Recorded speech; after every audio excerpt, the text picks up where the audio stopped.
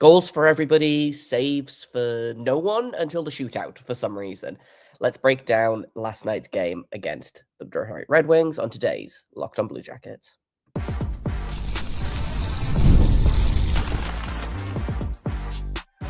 You're Locked On Blue Jackets, your daily podcast on the Columbus Blue Jackets, part of the Locked On Podcast Network, your team every day.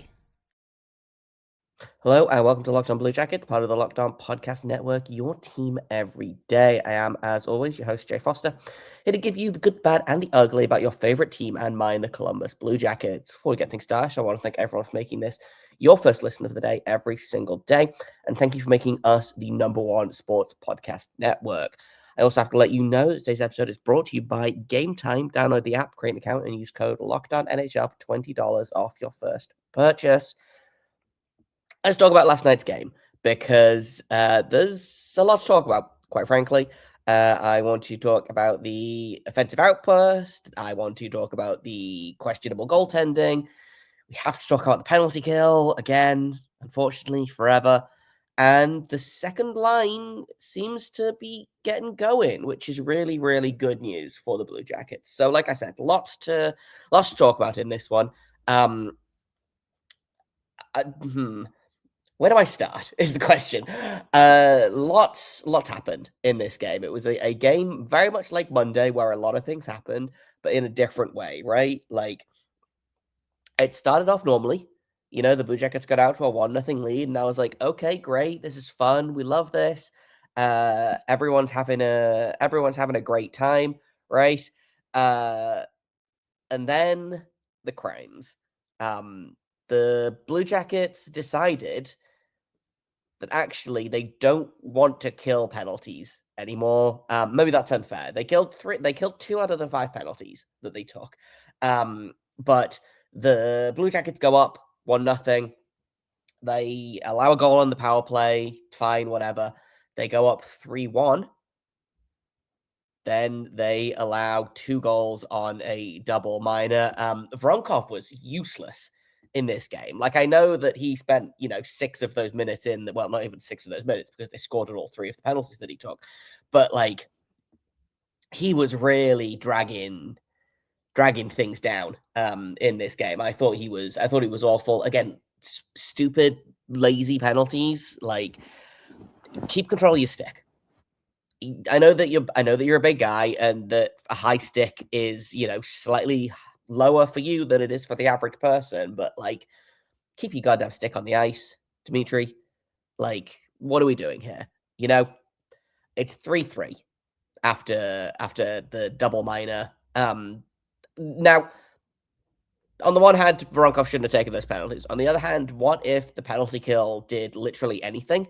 Like, probably you want to save from Elvis on at least one of those. We'll talk about goaltending in a second here, but like, every single time this team gets a 2-goal lead, it feels like they just want to throw it away. And this happened in the second period. At least there was more game to play. It wasn't like this was the end of the third period and etc. But like, every time this team gets a 2-goal lead, I'm like, man, that's nice.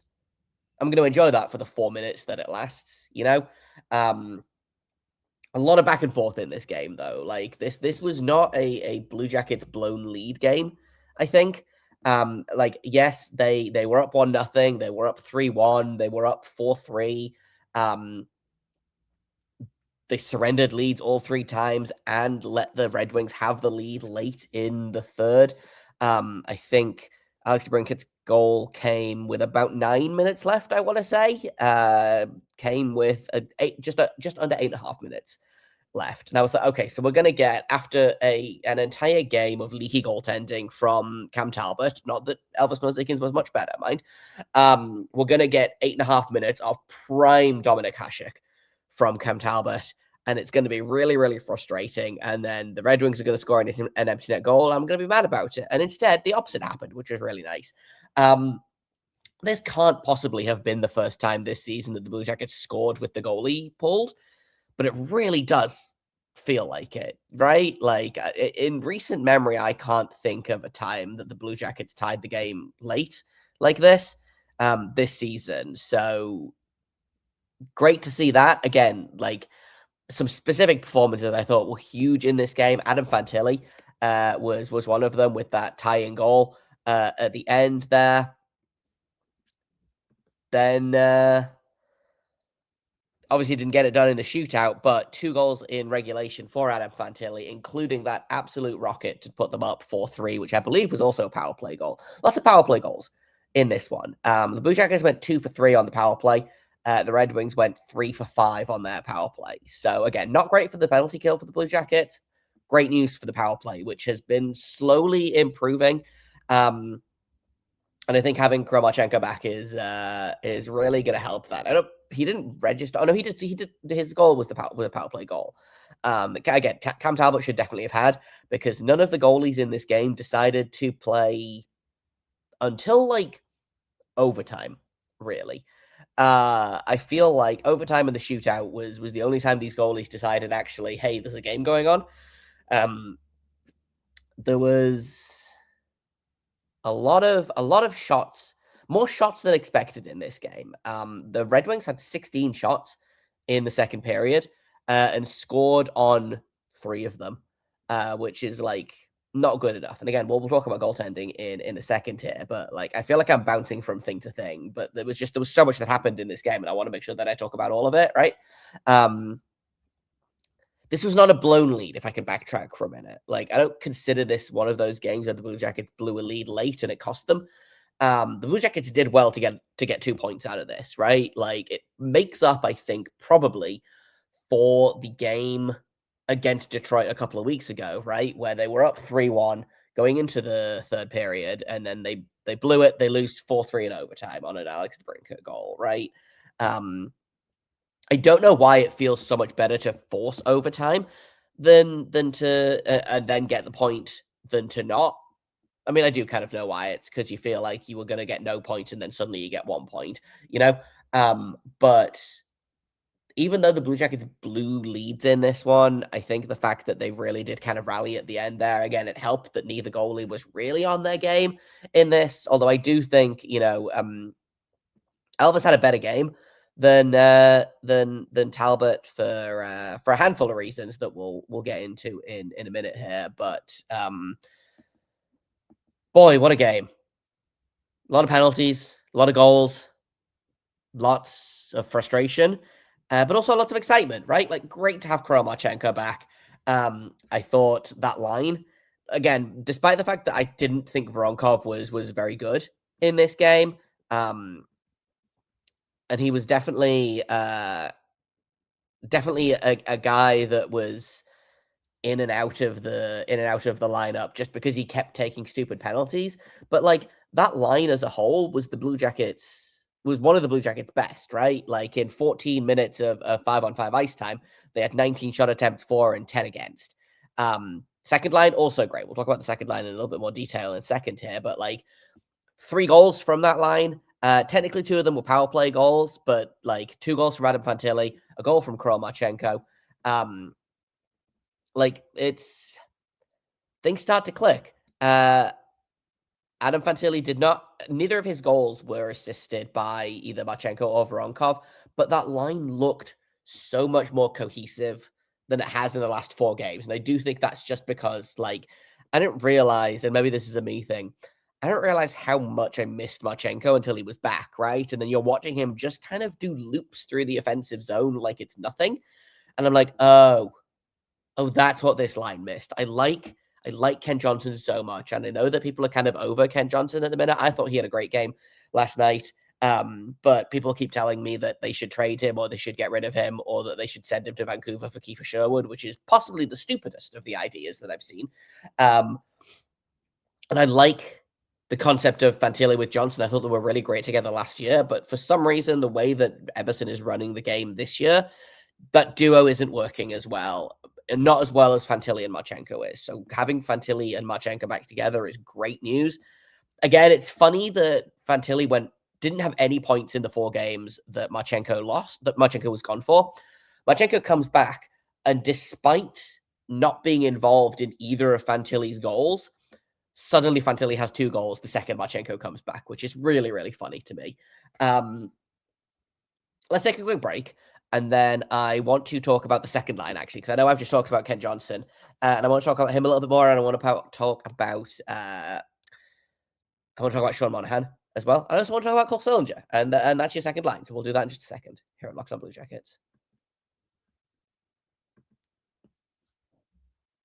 First, I'm going to tell you about Game Time. The World Cup is coming back to North America for the first time since 1994, and with 48 teams for the first time ever, it's going to be massive. But let's be honest, getting tickets is going to be a nightmare, and that's why the Game Time app is clutch. It's finally giving fans a real advantage when it comes to snagging seats. With Game Time, you can track price drops in real time, get alerts when great seats open, and buy tickets the moment they hit the app. It puts the power back in your hands and makes going to the World Cup realistic instead of impossible. All you do, you open up the app. It's so easy to use. You just pick a matchup. You can compare your seat views, have your tickets locked in within minutes. There's no confusion. There's no hunting for fine print. And they've got that seat view feature, which I think is going to be a real game changer for something like soccer. You can see what the pitch looks like from your exact seat before you buy, so you know if you're going to need to bring your binoculars or not. There's no hidden fees, which I love. There's no last-second surprises at checkout. So you can take all of the guesswork out of buying World Cup tickets and every match, concert, or event with Game Time. Download the Game Time app, create an account, and use code LOCKEDONNHL for $20 off your first purchase. Terms apply. Again, download the app, make an account, and use code LOCKEDONNHL for $20 off. Swipe, tap, ticket, go, Game Time. Welcome back to Locked On Blue Jackets. Let's talk about that second line because as I was watching it, I was like, man, the second line is having a good night. I thought Cole Sillinger had a particularly strong night. Just kind of again based on vibes, right? Sometimes I like to watch the game and then think, man, that guy had a really good game, and then I'll go and look at the fancy stats and see if I am correct, and if I'm not, and if I'm not right, then I'll be like, okay, well, what am I looking at versus what are the stats saying, you know? But watching this game last night, I was like, okay, well, they're getting outshot pretty heavily through the end of the second. Shots finished, I think, 33-31 in favor of the Red Wings. But what's interesting to me is the shot attempts was 73-59 to the Blue Jackets. So they had 14 shot attempts more than the Red Wings, but 2 fewer actual shots, which I think just means, based on these numbers, is that the Red Wings blocked 1 million shots. Not 1 million. They blocked, I think, 10 of the shot attempts were actually blocked shot attempts. Which is kind of, which is extremely not nothing, right? So even though it looks like the Blue Jackets got outshot, they actually, created a bunch of offense, and they were fourth line aside, which again, we'll get into fourth line in a second here. Every line created more offense than they gave up. The second line, again, I thought was really, really good. A second line that has kind of struggled recently in terms of, I think it's just that it's 3 players that haven't played together a ton. And they took their time, but I thought this was a really, really great game from them. Obviously, huge Kent Johnson to get that goal. Great play from Cole Sillinger there. 3 assists for Sean Monahan. I believe 2 of them were power play assists, but and then one of them was right at the very end with the goalie pulled. So he was that extra forward. They had the top line, Provorov, and then Monahan as that extra forward. So again, weird that the second line had such a strong night as a group, but all of the offense came when that player was in other situations, which I do think is hockey's weird, man. But in almost 11 minutes of ice time, they were 12-9 in terms of shot attempts, which is great news. Again, so good to see Kent Johnson get a goal. Sean Monahan has 6 points in his last 3 games now, which I didn't realize. And again, maybe cyberbullying really does work. Maybe he's starting to, heal from whatever it is bothering him. Maybe he's just on kind of a hot streak at the minute. I don't know. But if they can get Sean Monahan going, I think that's going to help Kent Johnson get going. And if they can get Kent Johnson going, that's really great news, because then you have suddenly a functional second line to go with the top line, which is obviously, we know the top line is great. The third line is treading water sounds kind of derogatory because I think they're doing better than treading water. But when you think about the fact that that line, so Charlie Coyle is doing a lot of heavy lifting on that line, right? And he doesn't have his regular line mates, Cole Sillinger and Mathieu Olivier. And that was a really solid line in terms of it didn't win a lot of matchups per se, but it got a lot done. You know, that was a really good offensive line. Again, I don't know why Dean Evason uses it as a shutdown line, but it's still a good line, right? If you can get that second line clicking, right? And I don't know whether you keep Sillinger there when Jenna comes back and slot Jenna in on the third line. I don't know whether you give Sillinger back to Coyle because I think Sillinger and Coyle, I think Coyle has done wonders for Sillinger's game this year. I don't know if it's Sillinger moving to the wing. I don't know if it's just kind of that veteran presence. Like last year, I think James Van Riemsdyk was incredible for Kent Johnson, right? Just in terms of, I think they really clicked. I think they, he had a veteran there to bounce his game off of, and I think they worked really well together. And I think we're seeing a similar thing with Sillinger and Coyle. So do you move Sillinger back down to that third line, or do you put Jenna there and have, like, hopefully Olivier's back soon, have a third line of Jenna, Coyle, Olivier, which I think is a really, really solid third line, right? And then you've got three lines that can do a bunch of stuff. If the second line gets going, this is really, really great news for the Blue Jackets. And I think last night was a really good example of what the second line can do when they're on the ball. And they were, on the puck, so to speak. And they were really on the ball or on the puck last night. I thought that was a really, really strong game for all three players. And the fourth line was no slouch either. That actually was the best line at possession. They had 11 shot attempts for and 5 against in 5.5 minutes of ice time. Interestingly, they didn't create a lot of... So although they had those 11 shot attempts, they only actually created about a quarter of a goal worth of offense. So, like, a lot of those shot attempts were pretty low danger stuff. But that's what I'm kind of looking for in a fourth line, right? Like, they created the least offense, but they also gave up basically nothing, right?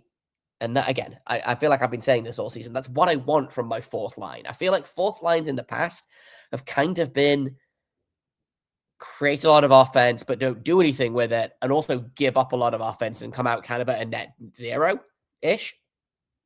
This fourth line, or the way the fourth line is being deployed for the Blue Jackets right now is, they're not creating a ton, but they also give up basically nothing, which, again, is what I want from a fourth line. So would I like to see them scoring? Sure, but they're doing their job right now. I've really, really enjoyed having Brendan Gaunce back. I was happy when they traded for him. I thought he was going to be a great piece for the Monsters, but I liked him in his NHL minutes last time he was with the Blue Jackets, which I think was a couple of seasons ago now. Again, he's just one of those, like, good veteran replacement level guys that isn't flashy and doesn't do a ton, but, like, knows his role and gets on the ice and works hard. And again, doesn't create a lot, but also doesn't give up a ton. I do think he has, like, 3 or 4 points in the 5 or so games that he's played, which is surprising. Not surprising, but is very funny as a guy that played. He's got 3 points in 6 games so far this season, averaging like 11.5 minutes of ice time, which I do think is funny. So he's already almost halfway to his career high in points, which he did hit with the Blue Jackets back in 21-22. So that's always, I always think that's funny. So again, I don't know how long he's going to be here. My guess is he probably sticks around for a little bit longer, depending on when Jenna comes back. Jenna sounds like he might be back soon, depending on when Olivier's back, etc. But I would much rather have Brendan Gaunce in the lineup than I would Zach Aston-Reese, quite frankly. So just a quick little shout out to Brendan Gaunce. Let's finish off by talking about goaltending, which was an adventure in this game. So we'll do that in just a second here on Locked On Blue Jackets. First, I'm going to tell you about Monarch. The holidays are obviously incredible, so much fun, but they can also get really overwhelming really fast, right? I don't know about you, but there's travel, there's gifts, there's parties, there's year-end expenses. It's really, really easy to lose track of your money this time of year. And that's exactly why Monarch has become such a game changer for me. a lot of my family lives overseas. I've got to go and visit them, or I've got to send things to them. It's a really expensive time of year. I want to keep my finances under control, but I've really struggled. Monarch is rated Wall Street Journal's best budgeting app of 2025, and they are the all-in-one personal finance tool that brings your entire financial life together in one clean, simple dashboard, making things so much easier for people like me, which means I can budget easily and also not wake up on like December 27th being like, oh God, all my money is gone. Oh God, how do I pay my January rent? I don't have to worry about that anymore, thanks to Monarch. Don't let financial opportunities slip through the cracks. Use code LOCKEDONNHL at monarch.com in your browser for 50% off your first year. 50% off your first year at monarch.com with code LOCKEDONNHL. Welcome back to Locked On Blue Jackets. I wanted to talk about goaltending really quickly because on the one hand, Elvis wasn't great. 5 goals on 33 shots is not the most sparkling performance in the world, right? That being said, I thought he made some really good saves. I thought he was very good in the shootout, which Elvis is generally pretty reliable in the shootout, I feel like, which is funny to me because I feel like that's the hardest thing for a goalie to do because it's so like the deck is really stacked in favor of the skater in a shootout. And so it's funny to me that Elvis, who struggled big time in this game, did really well in the shootout. You know, he went 2 for 2 in saves, and has been generally pretty solid in the shootout for the Blue Jackets so far this season.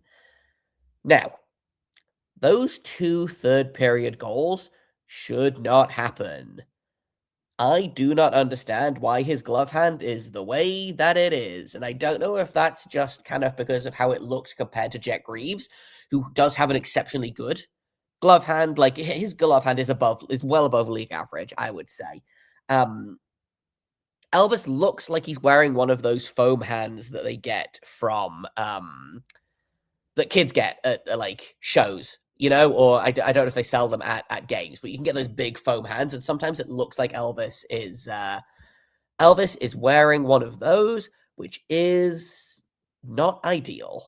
And we really saw that kind of in this game and in that third period specifically, because up until then, I thought he was doing a pretty good job.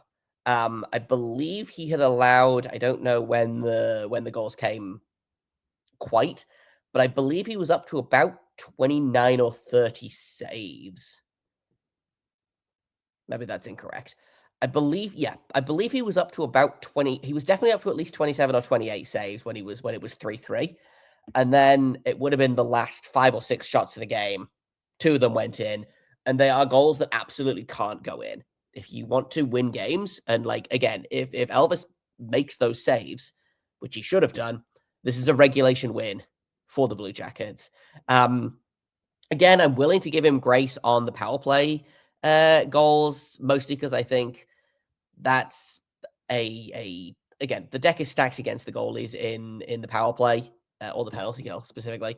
And also, I don't think the team in front of him did a pretty good job. They did quite a bad job, actually.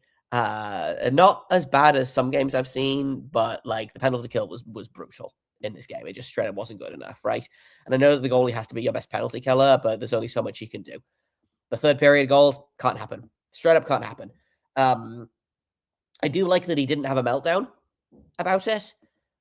You know, you could see, I can't remember if it was after the 4th goal or the 5th goal, but he like looked like he was going to smash his stick and he didn't. And I don't know whether that was just, you know, a deep breath and a count to 10 situation, but like a good sign that he didn't have a tantrum and then completely melt down, right? Because if that happens, probably this game finishes 7-4 to the Red Wings. Elvis allows another ugly one, and then they get an empty net goal to put the game out of reach, right? Didn't happen. Again, the overtime, there was 4 shot attempts per team. Overtime, the Red Wings had 3 scoring chances, and none of those converted to actual shots. But I thought again, Elvis was solid and calm in the overtime, and again, good in the shootout. Now, what's interesting to me is, again, you look at it and you're like, oh, okay, 5 goals on 33 shots is not good.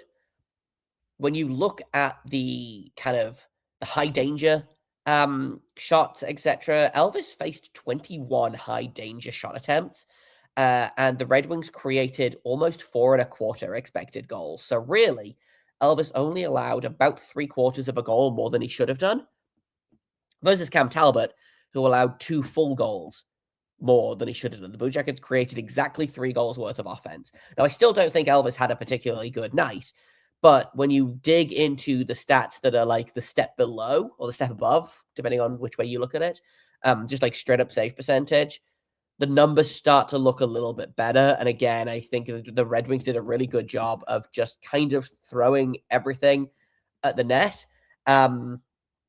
And also, the Blue Jackets just decided to let the Red Wings hang out in like the slot for what felt like most of the game, which was very stressful. And again, Elvis made a lot of really, really great saves, which I think is why it's so frustrating when he lets the soft ones in, right? Like you look at it, and he makes these incredible saves, and then you turn around and you blink, and he's like waving at this slow motion puck that got fired from 150 feet away, and it just kind of flutters past him. So, that I think is a lot of the source of frustration with Elvis has been he makes incredible saves and then he forgets what he's doing, or it looks like he forgets what he's doing and lets in, 3 soft goals, and the Blue Jackets have to hustle.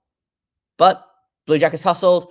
Again, Elvis shut it down in the shootout. Ken Johnson, Kirill Marchenko, just cheat codes. Kirill Marchenko is so good. He's 5 for 5 on the shootout so far this season. I believe he's 9 for 13 in his career, which is so wild. And Ken Johnson's just... What do you even say about Ken Johnson's shootout goal? He does the same thing every single game, it feels like, or every single shootout. And goalies bite every single time. It's so much fun to watch. I sent that video to a friend, actually, and they just said, oh. And I was like, yeah, he does. He just does that. So, again, I love that they can win in the shootout. I wish they wouldn't go there quite so often. But I'm not going to complain about 2 points, right? Like, do I think that there were things they could have done better in this game? Sure. But 2 points is 2 points. They are still in the thick of it. It didn't help that I think every other team in the Metro won last night. The Metro continues to be... Well, it's the Thunderdome again, right? Like, there was a couple of seasons where it was a little bit weaker, and now I look at the Metro and I'm like, God, it sucks in here. Like, again, the Blue Jackets are 7th or 8th, excuse me, in the Metro. There are 5 Atlantic teams below them in the standings. So being 8th in the Metro is actually on par with being 3rd in the Atlantic Division. If the Blue Jackets were in the Atlantic Division, they'd be in a playoff spot because they're better than the Canadians right now. They've got the same amount of points in... excuse me, no, they wouldn't. The thing hadn't updated. But my point still stands of there are 5 teams in the Atlantic that are worse than 8th in the Metro. I wish the Metropolitan Division wasn't like this, but it is. And the Blue Jackets get to play again tomorrow. They've got a back-to-back this weekend with Florida and another team that is probably going to be really, really stressful against. Is it Washington again, perhaps? Which is going to suck. It is, yeah. So they play the Florida Panthers, who are struggling big time at the minute, which usually means that they're going to get a get-right game against the Blue Jackets. On Saturday afternoon, and then Sunday evening, they play the Capitals, who have basically taken the Blue Jackets' lunch money both times they've played them this season. So I don't know what's going to happen there, but that's what's coming up this weekend. We're going to have a little preview episode tomorrow, not a full episode, just a little one, where we'll talk about the Florida Panthers. We'll get our predictions in that episode. So keep an eye out for that tomorrow morning. Thank you for listening to this episode, for making it your first listen of the day every single day. Locked On Blue Jackets continues to be free and available on all podcast platforms and over on YouTube. Thank you for making us the #1 sports podcast network. And if you're an everydayer, make sure you stay tuned on Monday, because there's an announcement coming, which I think is fun and cool and neat. So if you are an everydayer, keep your eye out for that. Thank you once again for listening, and until tomorrow, make sure you stay locked on.